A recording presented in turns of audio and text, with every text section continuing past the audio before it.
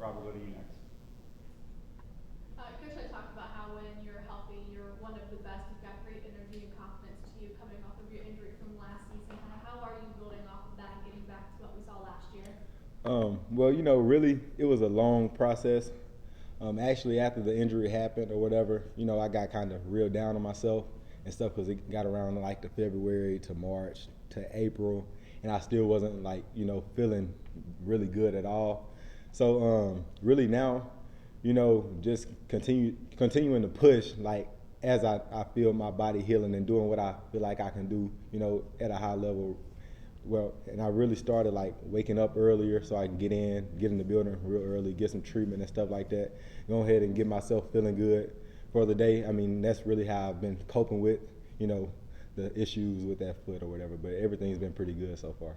Robin and Patrick. Brandon, I know you got a couple guys that have been dinged up and missing some time right now, but overall, it looks like you got a lot more depth, a lot more bodies in the secondary this fall campus. What's the competition been like? How's it been different? The competition has been great, actually. We have a ton of guys. We're a senior-led group, and we have a lot of older guys, who's encouraging the younger guys. We have a lot of younger guys stepping up, getting into their playbook, and understanding way more than they knew this spring because, we had a lot of early enrollees, and they've been doing a tremendous job on attaching to the playbook, and, just being in sync with everything. So the competition has been great.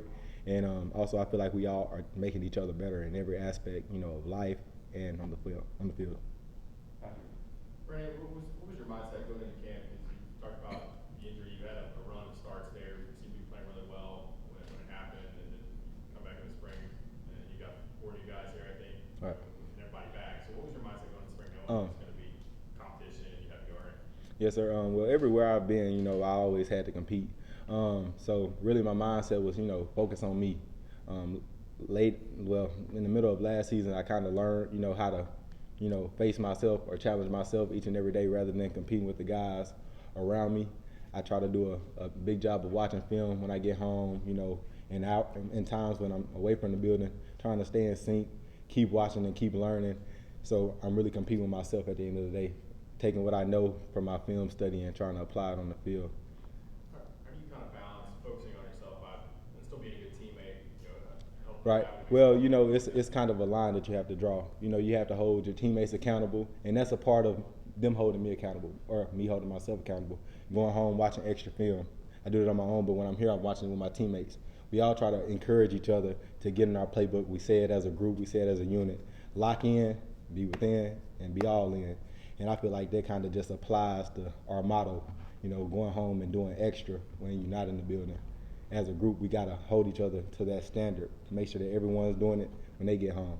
And I feel like that's where the freshmen have grown. Casey and then Patty. You mentioned the amount of competition that you've been able to see out there during fall camp. Can you talk a little bit about how it's fueled the overall production and energy that you guys have on the field and how that can benefit you guys later in the season? Well, we have a lot of good days. We have some rougher days going with our offense, but I feel like we make them better and they make us better. But competing, it's on both sides of the ball. We're competing with receivers and DBs. The receivers when we go against them, we're competing with the DBs like in our group. So I mean, I feel like we just have to do a good job at understanding what they're going to do, competing, and it's like whoever understands what they're doing the best, they probably will be the most productive. You know what I'm saying? So that's kind of the way.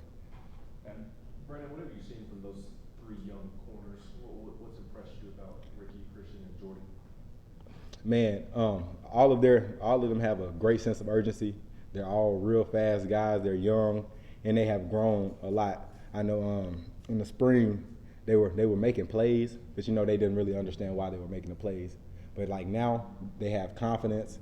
Conyer, Ricky, and Jordan Matthews, they all have a great level of confidence outside on the edges at corner, and they have a better understanding of route concepts and things like that. So they are able to make more plays. So they've been doing a great job.